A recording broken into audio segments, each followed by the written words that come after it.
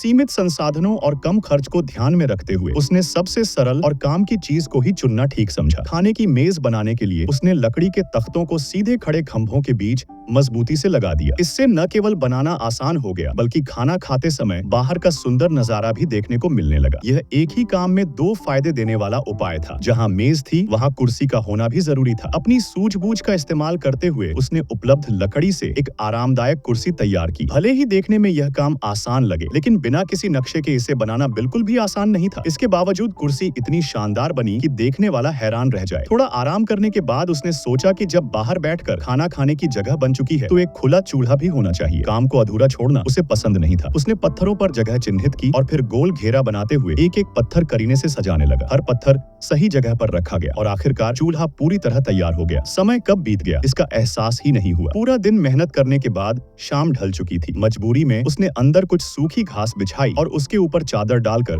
उसी में रात गुजारने का फैसला किया। अगली सुबह वह जल्दी उठ गया। सबसे पहले उसने रात में इस्तेमाल की गई घास को बाहर निकालकर साफ किया। अब उसके छोटे से घर में केवल अंदरूनी काम ही बाकी रह गया था। उसने दीवारों पर लकड़ी के सहारे लगाए और उन पर तख्ते रख दिए। इससे सामान रखने के लिए एक मजबूत प्लेटफॉर्म तैयार हो गया। बड़े बिस्तर के लिए उसने बॉक्स जैसी संरचना बनाई, ऊपर तख्ते लगाए और फिर उन पर लकड़ी की पट्टियां बिछा दी। इसके बाद घास भरकर चादर बिछाई। इस तरह एक आरामदायक लकड़ी का बिस्तर भी तैयार हो गया। पूरा घर लकड़ी का था, इसलिए आग से सुरक्षा बहुत जरूरी थी। इसी वजह से उसने अंदर एक मजबूत जमीन तैयार की ताकि चूल्हा लगाने के बाद किसी तरह का खतरा न रहे। चूल्हा सही से लग जाने के बाद उसने कुछ और लकड़ियां काटी और उन्हें जोड़कर कमरे के अंदर एक और उपयोगी संरचना बना दी। समय बचा हुआ था तो उसने दरवाजे पर हैंडल और कुंडी भी लगा दी। अब उसका आशियाना पूरी तरह बनकर तैयार हो चुका था। वह अंदर आया और चूल्हा जलाया। अब यह जगह पूरी तरह रहने लायक बन चुकी थी। बाहर चूल्हा जलने के बाद उसने अपना सारा सामान अच्छे से सजा लिया। इतनी मेहनत के बाद भूख लगना तो तय था। खाने के लिए उसने कुछ आसान सा बनाने का सोचा। बस थोड़ी सी हैम और अंडे। थोड़ी देर इंतजार के बाद खुशबू से भरा हैम और अंडा तैयार हो गया। उसे खाते हुए देखकर ऐसा लग रहा था कि कोई भी उसकी जगह लेना चाहे यहीं पर यह कहानी खत्म होती है। अगली बार फिर मुलाकात होगी।